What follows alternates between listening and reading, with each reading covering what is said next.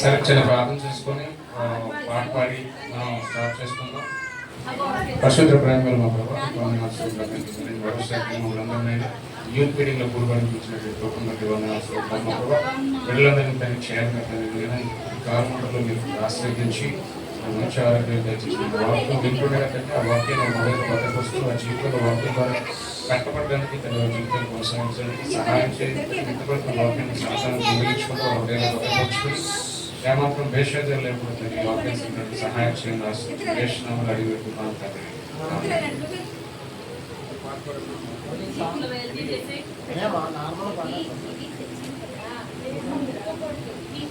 ఒక పాట పాడి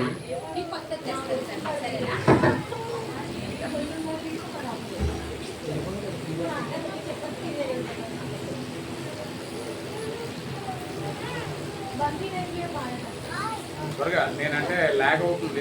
లాస్ట్ టైం 40 minutes అయిపోయింది. అలా 40 minutes కాకుండా 20-25 minutes లో ఫినిష్ చేద్దాం. అందుకే మీరు పారిపోతున్నారేమో అని మాకు ఇంటెలిజెన్స్ సమాచారం.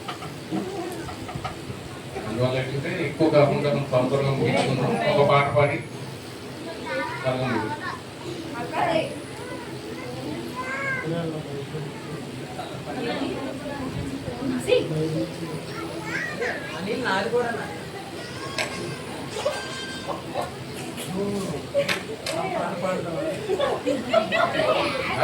త్వరగా త్వరగా పాట సర్చ్ చేస్తున్నావు లేదా?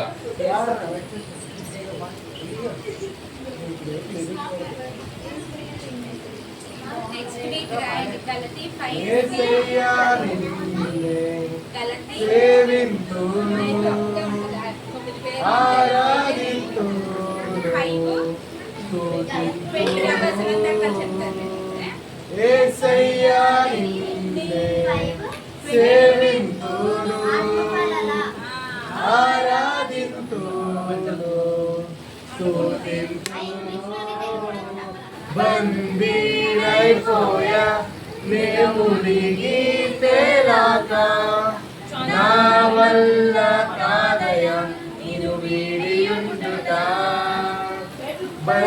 బందీనైపోయా నిలమునిగి తేలాక నా వల్ల కాదయా నిన్ను వీడి ఉండుట. యేసయ్యా యేసయ్యా యేసయ్యా యేసయ్యా యేసయ్యా యేసయ్యా యేసయ్యా యేసయ్యా నన్ను వీడని నీ ప్రేమను ఎడబాయని నీ కరుణను వెన్నంటి ఉండే కృపలను వర్ణించగలనా. నన్ను వీడని నీ ప్రేమను ఎడబాయని నీ కరుణను వెన్నంటి ఉండే కృపలను వర్ణించగలనా. బందీనైపోయా నిలమునిగి తేలాక నా వల్ల కాదయా నిన్ను వీడియుండుట. బందీనైపోయా నిలమునిగి తేలాక నా వల్ల కాదయా నిన్ను వీడియుండుట. యేసయ్యా యేసయ్యా యేసయ్యా యేసయ్యా యేసయ్యా యేసయ్యా యేసయ్యా యేసయ్యా నింపావుని అగ్నిలో నింపావుని శక్తితో నింపావు జీవజలముతో నిన్ను మహిమపరతును. నింపావు నీ అగ్నితో నింపావు నీ శక్తితో నింపావు జీవజలముతో నిన్ను మహిమపరతును. బందీనైపోయా నిలుమునిగి తేలాక వల్ల కాదయ నిన్ను వీడియుండుట బందీనైపోయా నిలము దిగి తేలాక నా వల్ల కాదయ నిన్ను వీడియుండుట యేసయ్యా యేసయ్యా యేసయ్యా యేసయ్యా యేసయ్యా యేసయ్యా యేసయ్యా యేసయ్యా హల్లెలూయా. దేవుని సన్నిధిని ఎప్పుడు కనెక్టివిటీ ఉండాలి. ఎందుకంటే పాస్టర్ గారు మెయిన్ వెర్షన్ లో ప్రత్యేకించి మన కోసం మాట్లాడడానికి అంటే యాడిగిరి వయసుగా మాట్లాడడానికి సమయం కుదరదు. అన్ని హృదయాలకి అన్ని ఆత్మలకి ఒకే రకమైన ఆహారం సరిపోదు.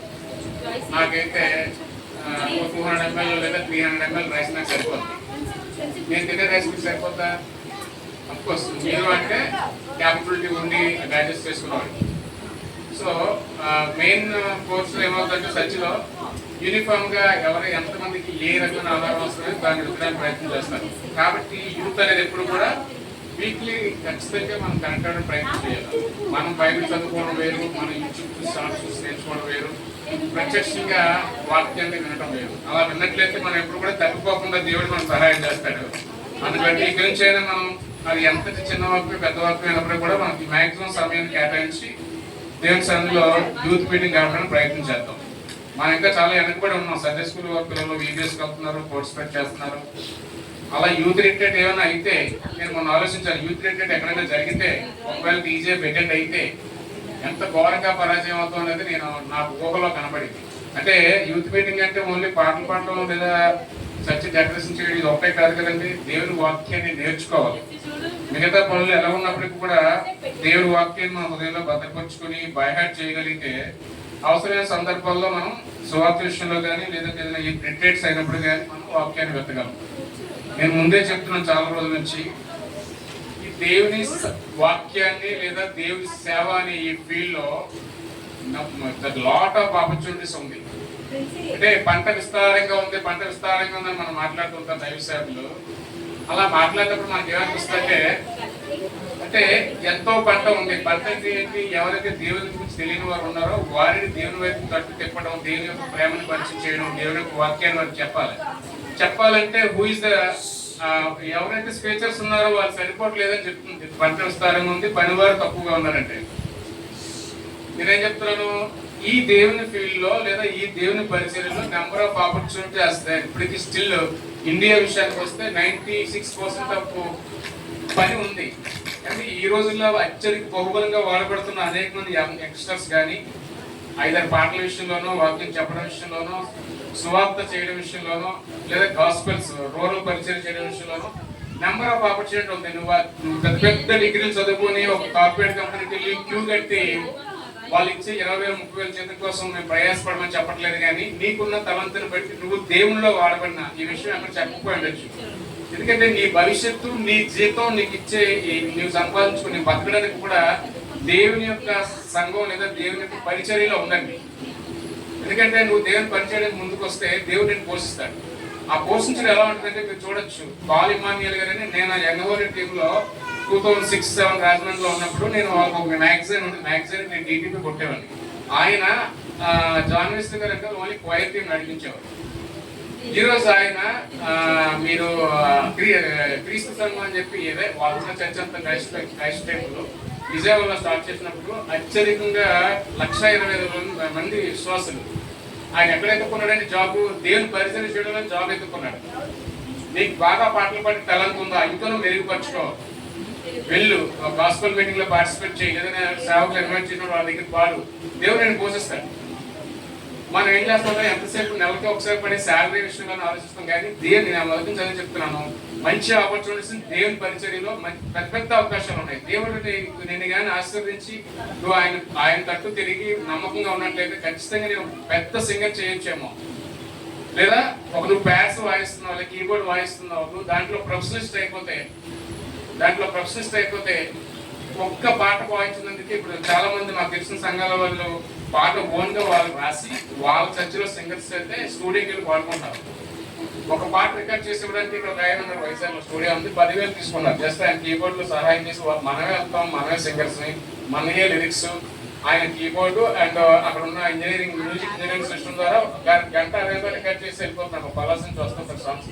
అంటే దీంట్లో కూడా నెంబర్ ఆఫ్ ఆపర్చునిటీస్ ఉన్నాయి దేవుని పని చేయడంలో. ఇదేమవుతుందంటే నువ్వు బ్రతకడానికి ఉపయోగపడుతుంది, అట్ ద సేమ్ టైం నిన్ను పోషించ నువ్వు దేవుని పరిచయం కూడా చేయడానికి అవుతుంది. అందరూ వచ్చి వెళ్ళిపోతే సేవకులు వాళ్ళకున్న భారాన్ని బట్టి ఎప్పుడో రిటైర్ అయిపోయిన తర్వాత ఖాళీగా ఉన్నప్పుడు సేవ చేస్తే ముందుకు సాగు. India is very critical situation.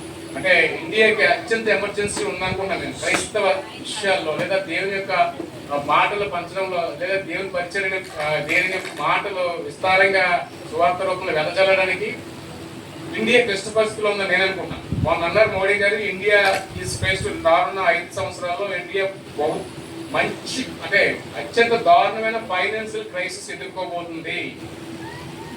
అంటే మీన్స్ ఫైనాన్షియల్ క్రైసిస్, ఆర్థికంగా మిగతా దేశాలతో మనం యుద్ధాల కారణంగా వెనకబడిపోతున్నాం. మీ దగ్గర ఇప్పుడు 1,00,000 రూపాయలు పెట్టి నా దగ్గర ఒక ల్యాండ్ ఉంటే రానున్న ఒక 5 సంవత్సరాల తర్వాత నేను కొనుక్కున్న 1,00,000 రూపాయల ల్యాండ్ 50,000 రూపాయలు మాత్రమే చెల్లుతుంది. నా దగ్గర ఉన్న బంగారం 20,000 రూపాయలు బంగారం ఉంటే రానున్న 5 సంవత్సరాల్లో ఆ 20,000 రూపాయల బంగారం 5,000 మాత్రం అయిపోతుంది. That means that is a financial crisis. ఒక దేశానికి ఫైనాన్షియల్ క్రైసిస్ వస్తే పరిస్థితులు ఎలా ఉంటాయంటే ద్రవ్యోల్బణం పెరిగిపోయి మనం ఏది కొనుక్కోలేము, తినలేని పరిస్థితి వస్తూ ఉంటుంది, మిగతా దేశంలో ఆధారపడి ఉంటుంది. ఆ పరిస్థితి నేను మీకు ఎలాగైతే వివరిస్తున్నానో, దేవుని యొక్క ప్రేమను, దేవుని యొక్క మాటలు మనకున్న తలంతులో మనకు ఎత్తకపోతే అది ఇంకా దారుణమైన పరిస్థితి. ఎందుకంటే మనిషి అన్నవాడు తన హృదయాన్ని కట్టుకొని ఆ పద్ధతి ప్రకారం నడుచుకుంటే వాడేంటో వాడు తెలుసుకోగలిగితే, పాపం ఏంటో నిత్యజీవం ఏంటో అసలు దేవుడు ఎవరో తెలుసుకోగలిగితే ఆ దేశానికి కొంత క్షేమం కలుగుతుంది. అందుకని ఏం చెప్తున్నానంటే lot of opportunities in God service. అంటే మీరు గమనించండి, ఇప్పటి వరకు సువార్త అందని ప్రదేశాలు, ప్రాంతాలు, విలేజ్లు బహు కొల్లలుగా ఉన్నాయి. మీరు గమనించట్లేదు, చాలా విలేజ్లు ఉన్నాయి, ఒక సంఘం లేనిది, ఒక ఆత్మ కూడా ఊర్లో లేనిది. బోర్డు పెట్టుకున్నారు, మాది మా విలేజ్ లోకి క్రైస్తవులకి లేదా క్రైస్తవ మత ప్రబోధకులకి అనుమతి లేదు అని. అనుమతి ఇవ్వడానికి దేవుడు పుట్టించిన ఈ మనుష్యులు వీళ్ళందరూ, వారికి ఖచ్చితంగా దేవుడు ఎవరో తెలియజేసిన బాధ్యత ముందుగా తెలుసుకున్న నీ మీద నా మీద ఉంది. సో అందుని బట్టి మనం ఏం చేయాలంటే రెగ్యులర్ యాక్టివిటీస్, ఒక సంఘానికి సభ్యులుగా ఉంటూ ఆ సంఘంలో జరిగేదాన్ని చేయడంలో గొప్పతనం లేదు. నువ్వు వెళ్ళు, ఆత్మల వేట సాధించు, లేదా నీ దేవుని పట్ల నీకు కొత్త ఇప్పటి వరకు నీకు ఉద్యోగం రాకపోయి ఉంటే నేను అనుకుంటాను, ఇప్పటి వరకు ఉద్యోగం రాకుండా ఉంటే దేవుడు నీ కోసం నీ అన్ని కల్పిస్తున్నాడేమో, నీ నోట్లో మంచి పాట ఉందేమో, నీ చేతిలో మంచి మ్యూజిక్ వాయించే ఒక రకమైనటువంటి మంచి శ్రేష్టమైనటువంటి ఆ స్కిల్ ఉందేమో, అది బేస్ చేసుకొని సువార్త ప్రకటించండి. అనేక సంఘాలు అనేక వెతుకుతున్నారు. అంటే నాకు ఇంతకంటే నా జీవితం బాగుపడదా, ఇంతకంటే నేను నా జీవితాన్ని నేను బాగు చేసుకోలేనా, లేదా ఇంత దరిద్రమైన చెడు అలవాటు నుంచి బయటపడలేనా, ఇలాంటి మనుషుల మధ్య నేను ఇలాగే బ్రతకాలా అని చాలా మంది ఆలోచిస్తున్నారు. వారికి ఉన్న జీవన పరిస్థితులు బట్టి వారికి నువ్వు నిజమైన దేవుని పరిచయం చేస్తే ఖచ్చితంగా దేవుని చూస్తారు. అందుని బట్టి నీకు జీవ కిరీటం ఇవ్వబడుతుంది. అందువల్ల ఏంటంటే నేను చెప్పింది ఒకసారి మీ మైండ్ లో ఆలోచించుకోండి. ఎవడో ఇచ్చి 20,000 30,000 సాఫ్ట్వేర్ ఉద్యోగం ఏసీలో కూర్చొని చేసే బదులు నీ కూడా నువ్వు సంపాదించుకో, దేవుడికి ద్వారాలు తెరవబోతున్నాడు. అతి రీతిగా నా మాటలు విన్న మీరు ఎవరో ఒక ప్రేరేపిత కావాలనుకోక. ఎందుకంటే దేవుని పరిచయం చేయడం గొప్ప విషయం. ఉద్యోగాలు చేసుకున్న తర్వాత, రిటైర్ అయిన తర్వాత, లేదా ఒక సంఘం కట్టబడిన తర్వాత వాటిలోకి ఉద్యోగిగా జాయిన్ అయ్యి మనం చేయడం కాదు, కానీ మీ యొక్క ఆత్మను సంపాదించిన గొప్ప విషయం. నా మెయిన్ కోర్ టాపిక్ ఇది కానప్పటికీ దేవుడు మాట్లాడాలి. ఎందుకంటే ఎప్పుడు కనెక్టివిటీ అయి ఉండాలి. దేవుని వాక్యం ఇప్పుడు నువ్వు చిన్నప్పుడు నుంచి ఇప్పుడు 10th క్లాస్ వరకు 5 డిగ్రీ లేదా గ్రాడ్యుయేషన్ చదువుకున్నావు, నీకు అమ్మాలు తెలుసు, ఏబిసిడీ తెలుసు, వాటిని మర్చిపోగలండి మీరు ఎవరైనా? అలా ఏబిసిడీ మర్చిపోలేదు, ఎందుకంటే నువ్వు నేర్చుకున్నావు కాబట్టి. అది దేవుని వాక్యం కూడా నువ్వు నేర్చుకున్నట్లయితే, నీ హృదయంలో రాసుకున్నట్లయితే, నేను నిద్రలో లేకున్నా నీకు ఎలాంటి సిచ్యువేషన్స్ లో నీకు బైబిల్ లేని సందర్భం అయినా కానీ ఆ మాట నువ్వు బయటకు చెప్పడానికి అవకాశం ఉంటుంది. వాళ్ళు గమనించండి, ఏ విషయమైనా సరే నేర్చుకోవడం, అదే గుర్తుపెట్టుకోవడం కష్టమా, మర్చిపోవడం కష్టమా? మీరు చెప్పండి. గుర్తు పెట్టుకోవడం కష్టమా, మర్చిపోవడం కష్టమా? ఏమా? గుర్తు పెట్టుకోవడం కష్టం, మర్చిపోవడం ఈజీ. అందరూ అదే మాట. మర్చిపోవడం కష్టం. ఎస్, ఎవరైతే మర్చిపోవడం ఈజీ అనుకుంటారో ఆ చేతులు ఎత్తండి.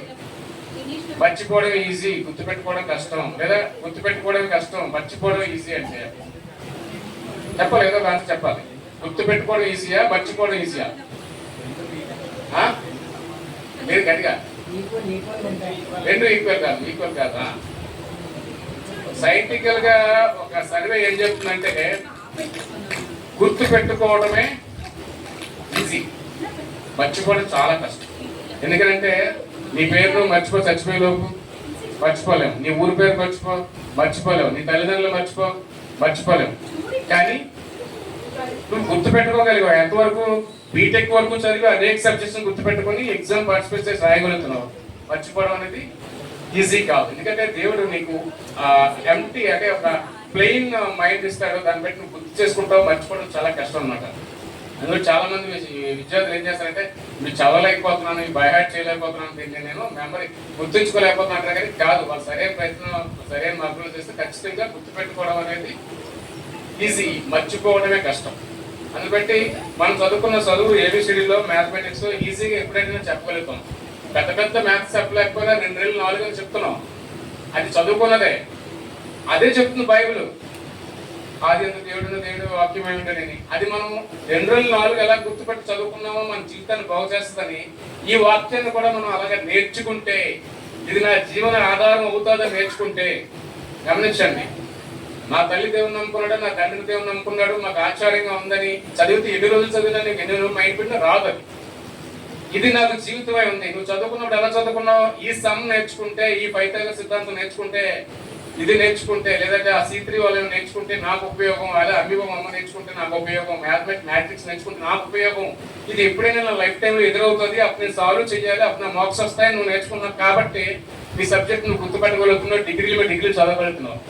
అనేక పుస్తకాలు చదువుంటాయి ఇప్పటి వరకు, కానీ సింగిల్ బుక్ 66 గ్రంథాలు ఉన్నటువంటి ఈ పుస్తకాన్ని ఇప్పటికీ మనం మర్చిపోతున్నాం. చాలా చాలా షేమ్ఫుల్ విషయం కదండి. నా విషయానికి వస్తే నేను అత్యంత కష్టపడి నాకు ఒక టాస్క్ ఉండదు చదవడానికి. మీకు అందరికీ చెప్తున్నాను, ఇది చదివితే ఇది అవ్వాలని టాస్క్ లేకుండా కేవలం నాకున్న ఫ్యాషన్ బట్టి చదివాను. నేను MBA చదివినా, PGDM డిప్లొమా మార్కెటింగ్ చదివినా, ఆ తర్వాత MA చదివినా, ఆ తర్వాత నేను LLB కంప్లీట్ చేసిన. నేను LLB అయిపోతే లాయర్ అయిపోవచ్చు, నేను ప్రాక్టీస్ చేయొచ్చు, డబ్బు సంపాదించిన ఫ్యాషన్ చదివి నాకంటే ఇష్టం అని చదివాను. నేను ఇంకా చదవాల్సింది MA జర్నలిజం ఉండిపోయింది. నా వయసు 42కి వచ్చింది. ప్రయత్నం చేస్తున్నాను. అంటే మన రాయ్ గారు చెప్తుండేవారు, ఎప్పుడు కూడా మనిషి నిర్జీవంగా ఉండిపో భార్య సెలయేరికి ఎప్పటికీ కూడా బురద పట్టదు. భార్య సెలయేరులో నీ హృదయం ఉండి నీ ఆలోచనలు ఉంటే దాన్ని నాచు పట్టదో, బురద పట్టదో, నీళ్లు కంపు రావు.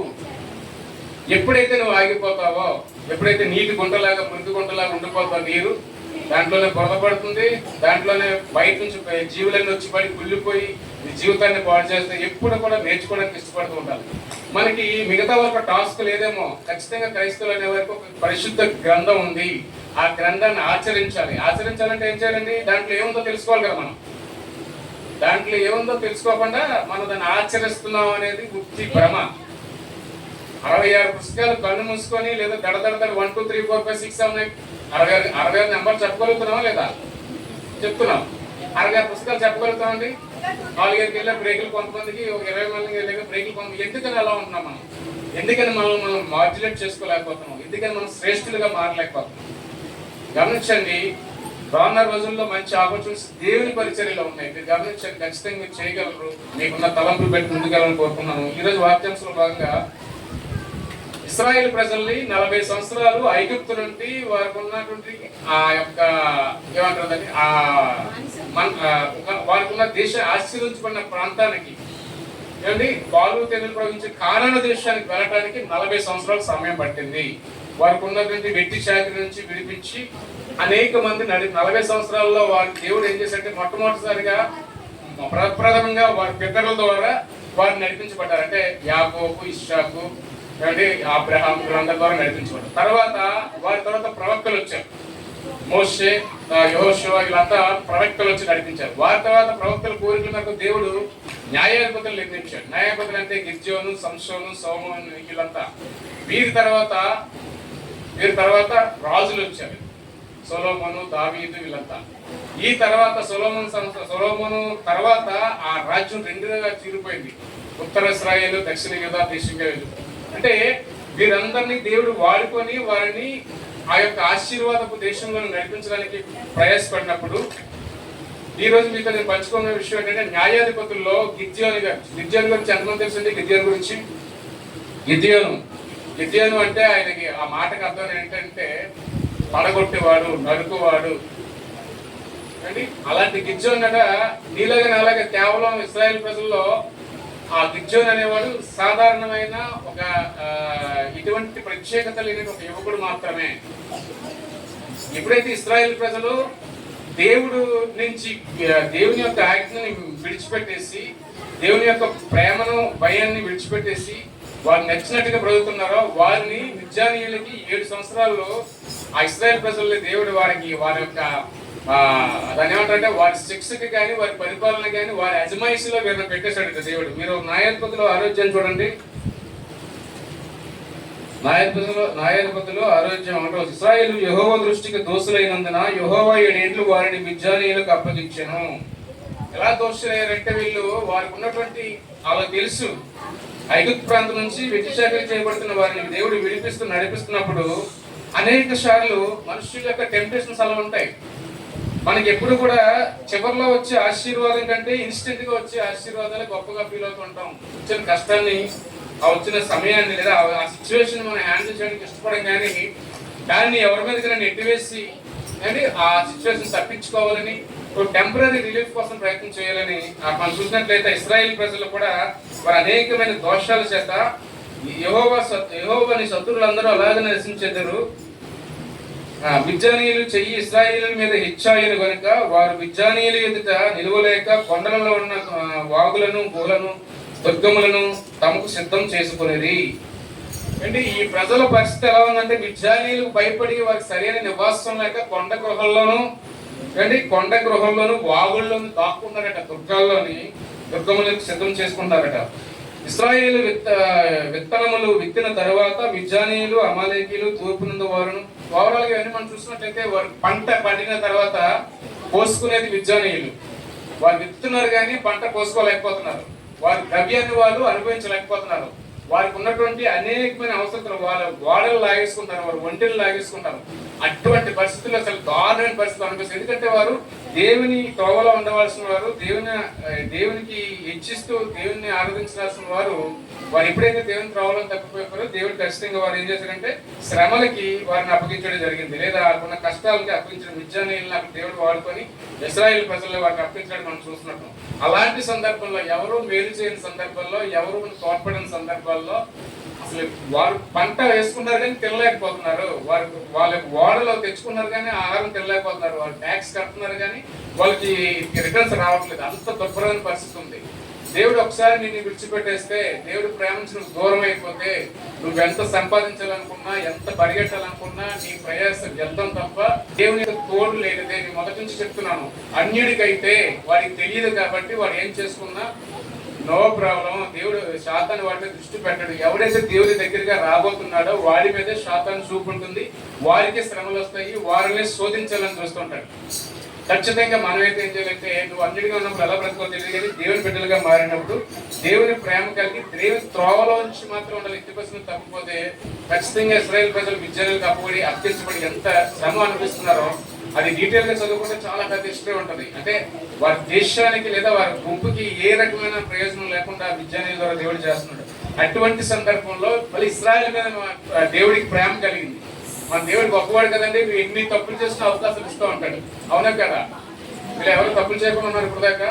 అనేక తప్పులు చేస్తున్నాం. అనేకసారి తప్పులు చేసినప్పటికీ కూడా దేవుడు మన తల్లిదండ్రుల ప్రార్థన వలన లేదా మన ప్రత్యేకత్వం వల్ల మళ్ళీ తిరిగి మనల్ని బుజ్జగించి ప్రేమిస్తున్నాడు. అలాగే ఇశ్రాయేల్ ప్రజలు మొరపెట్టుకున్నప్పుడేగా ఎప్పుడైతే మిద్యానీయులకు అప్పచెప్పాడు ఇశ్రాయేల్ ప్రజల్ని, దేవుడు మరలా వారి మొర ఆలోచించి దేవుడు దేవదూత ప్రత్యక్షించడంలో 6:11 ఉంటుంది. యెహోవా దూత వచ్చి అబియోద్రీజుడైన యోవాషుకు కలిగిన ఉఫ్రాలోని మస్తకి వృక్షం కింద కూర్చుండెను. యోవాషు కుమారుడైన గిద్యోను మిద్యానీయులకు మరుగై ఉండినట్లు గానుగు చాటున గోధుమను దొల్లగొట్టుచుండగా యెహోవా దూత అతనికి కనబడి, పరాక్రమంగా బలార్జుడా, యెహోవా నీకు తోడై ఉన్నాడని అతనితో అనగా, గిద్యోను చిత్తం నా ఏలినవాడా, యెహోవా మాకు తోడై ఉండిన యెడల ఇదంతయు మాకేల సంభవించెను. అలాంటి ప్రాంతంలో అలాంటి సమయాల్లో ఇశ్రాయేల్ ప్రజలు బహుశా వాళ్ళ మొర దేవుడు ఆలకించుండొచ్చు. అందరూ కూడా వాళ్ళ హృదయాల్లో ఎంతో వేదన చెంది ఉండొచ్చు. ఏంటి మాకు ఇప్పుడు ఐగుప్తులో ఉన్నప్పుడు ఇటుకలు చేసుకున్నా బ్రతికే వాళ్ళు పూలు వచ్చేది, పూలను బట్టి మేము బతికి తినేవాళ్ళు, మా పిల్లలు ఎంతో దగ్గర ఉండేవాళ్ళు. ఇప్పుడేంటి మేము సంపాదించుకున్న దాంట్లో, మేము కష్టపడి వ్యవసాయం చేసిన దాంట్లో మేము తినలేని పరిస్థితుంది. రాత్రి పూట ప్రశాంతంగా పడుకొని తలదాచుకునే గుహ కూడా మాకు లేకుండా పోయిందని వాళ్ళు చెట్టుకు ఒక పిట్టలాగా అయిపోయినప్పుడు, భయాందోళనలో ఉన్నప్పుడు దేవుడు వారిని మళ్ళా ప్రేమించి యోవాస్ కుమారుడైన గిద్యోను దగ్గరికి వచ్చి ఒక ఆయన మాట్లాడుకుంటాడు. బహుశా మనమే నేను మాట్లాడినట్టుగా అనేక మంది ప్రజలు, ఇశ్రాయేల్ ప్రజలు లాంటి వారే అన్యులు అనేక మంది ఎదురు చూస్తూ ఉన్నారు. వాళ్ళ కుటుంబాల పరిస్థితులు బట్టి, వారి చుట్టూ ఉన్న చుట్టరికాన్ని కానీ బంధువులు కానీ నమ్మలేక, వారు ఇప్పుడు దాకా విశ్వసిస్తున్న దేవుని పట్ల వాళ్ళ విశ్వాసం లేక, ఎవరు మనల్ని సేవ తెచ్చుతారా, ఈ బ్రతుకి ఇంతేనా, ఎందుకంటే న్యాయం జరగదా, ఇంతకంటే నాకు నా జీవితంలో మేలు జరగదా అని. ఏమంటే అనేకమైన ఆత్మహత్యలు ఎందుకు జరుగుతున్నాయి?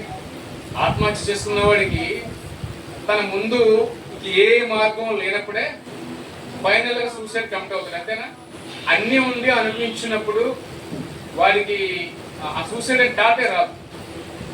ఈ ఆత్మహత్య చేసుకున్న వాడికి దాని ముందు మార్గాలన్నీ క్లోజ్ అయిపోయి ఉన్నప్పుడే వాడు ఆత్మహత్య చేసుకుంటాడు. మీరు గమనించండి, మొన్న ఒక మీము చాలా ఫాస్ట్ ట్రోల్ అయింది. ఒక బర్త్డే ఒక కుమారుడు యొక్క జన్మదినం జరుపుకున్న వేదిక ముగ్గురిని బలి తీసుకుందట. ఎందుకంటే మొట్టమొదటిగా చాలా తర్వాత కుమారుడు పుట్టాడు. ఆ కుమారుడికి అత్యధికంగా ఏమంటుందని చాలా ఆర్భాటంగా లేదా చాలా ఏమంటారు డంబంగా రకమైనటువంటి హై సెలబ్రేషన్ చేయాలని చెప్పి 4 లక్షల రూపాయలు అప్పు తీసుకొచ్చి ఆ ఫాదరు వాళ్ళ చుట్టాలని ఫ్రెండ్స్ని అందరినీ చూసి బర్త్డే కార్యక్రమం జరిపించారు. బర్త్డే అయిపోయింది, అందరూ తినేసరికి కేక్ కట్ చేశారు, అందరూ వెళ్ళిపోయారు. ఒక నెల ఊరుకుంటాడేమో, బ్యాంక్ వాడైనా వడ్డీ ఇచ్చి డబ్బులు ఇచ్చినాడైనా. ఆ తర్వాత నేను ఏం చేస్తాడు, నా డబ్బులు ఇచ్చి నా వడ్డీ ఇవ్వని అడుగుతాడు. దాన్ని తీర్చడం కోసం వారి రిలేటివ్స్ దగ్గరికి వెళ్ళి ఒక కొంత అమౌంట్కి వడ్డీ తీసుకొచ్చి వాడికి ఇచ్చాడు. ఆడొక 6 నెలలు ఊరుకున్న తర్వాత దాన్ని తీర్చడం కోసం మళ్ళీ వాళ్ళ ఫ్రెండ్స్ దగ్గర తీసుకొచ్చి ఇచ్చాడు. ఆ తర్వాత ఆన్లైన్ అంటే బెట్టింగ్ యాప్స్ ఏవి ఉంటాయి, అంటే డిజిటల్ మనీ మనం ఏం అడగకుండా డబ్బు ఇచ్చేసుకుంటాడు. కట్టకపోతే దాన్ని బాబు టార్చ్ చూపిస్తే చాలా మంది పిల్లలు సరిపోతుంది దానికే. అలా చేసి ఈ 4 లక్షల అప్పుని 12 లక్షలు తెచ్చుకున్నారు ఆయన. అంటే వీడికి తీర్చేయాలంటే వీడికి ఇచ్చే రేట్ ఆఫ్ ఇంట్రెస్ట్ కంటే ఇంకో దగ్గర ఎక్కువ, ఇంకొకటి దగ్గర దొరికితే వాడు తీసుకొచ్చి రీసెంట్ చేయడం. అలా చేసి ఈ ఒక నుంచి ఒకటి ట్రాన్స్ఫర్ చేసి అప్పులు కట్టి వడ్డీలు కట్టి అది వెక్స్ అయిపోయి ఆ పరిస్థితిని డీల్ చేయలేక తన ముందున్న మార్గాలన్నీ క్లోజ్ అయిపోయి. ఎందుకంటే ఫ్రెండ్స్ దగ్గర అప్పు తీసుకున్నాడు, వారు తెలిసిన రిలేటివ్స్ దగ్గర అప్పు తీసుకున్నాడు, బ్యాంకుల్లో అప్పు తీసుకున్నాడు, డిజిటల్ మనీ అప్పు తీసుకున్నాడు. అన్ని మార్గాలు క్లోజ్ అయిపోయి ఒక నుంచి మార్చలేకుంటే ఛాన్స్